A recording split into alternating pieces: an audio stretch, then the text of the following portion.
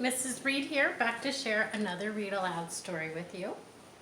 Today I'm starting a chapter book, and it's called a classic because it's a very famous old story that people have been reading for years. It was written many years ago by a man named Robert Louis Stevenson.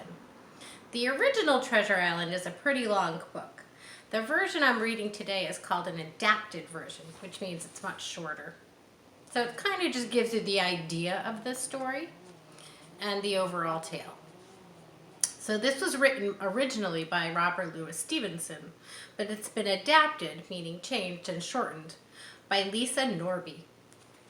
So today we're reading Treasure Island, Chapter 1.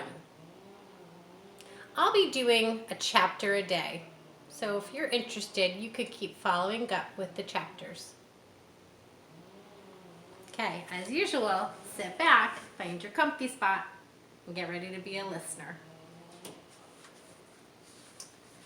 I'm going to show you the map because this is a treasure island. So you'll notice it's an island, meaning it's surrounded by water, and there are X's.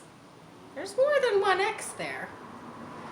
And it's giving us the names of some of the locations that we're going to hear about in this story. I'm also noticing a ship back there. So some of the locations that we're going to hear about is Spyglass Hill, the swamp, graves, bulk of treasure buried here. So this X is where the bulk of the treasure is buried. And there's a fort. And there's a north inlet. So this is the north inlet where the boat's coming around.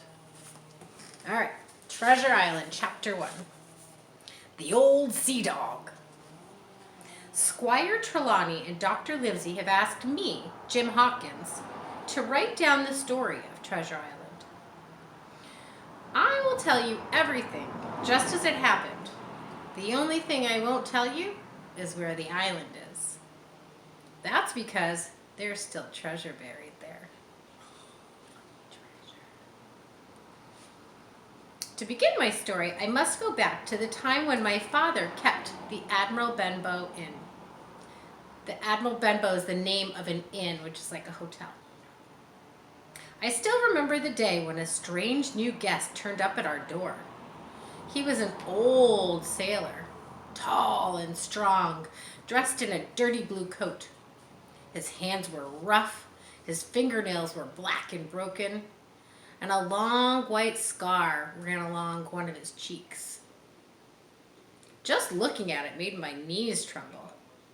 I watched the old sailor as he came up the road to our door. Our inn stood on a high cliff, and at the foot of the cliff was the ocean. The stranger stared out at the waves for a long time. Then he started singing to himself. That was the first time I'd heard the old sea song that I was about to hear so often. 15 men on a dead man's chest, yo ho ho, and a bottle of rum. The old sailor's face was always dirty. His clothes were always in rags. But he acted like a man who was used to giving orders. We called him the captain. The best chair in our parlor was right next to the fireplace.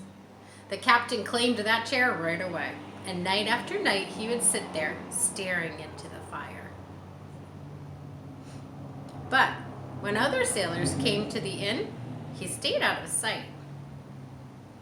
He would hide behind the heavy curtain at the parlor door and spy on our new guests. One day, the captain told me that he wanted me to keep an eye out for a seafaring man with one leg. I had promised to warn him if the one-legged man showed up, and in return, he'd give me a silver coin at the beginning of every month. That was a lot of money back then. The thought of that one-legged stranger kind of gave me nightmares.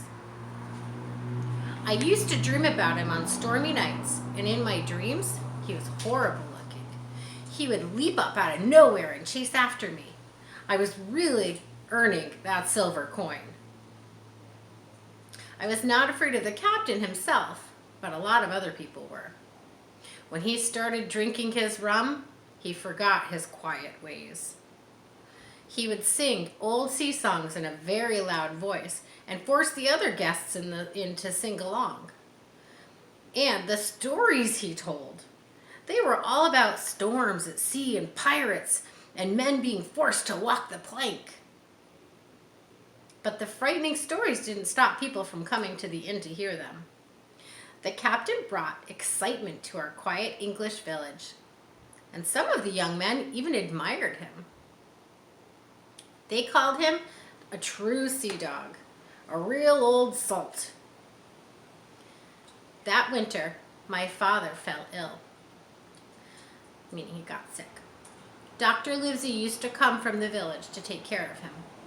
One night when the doctor was at the inn, the captain was drinking rum, and he started to sing his favorite song, 15 men on a dead man's chest. Dr. Livesey kept on talking, and the captain yelled at him to keep quiet. This is the captain singing his sea songs.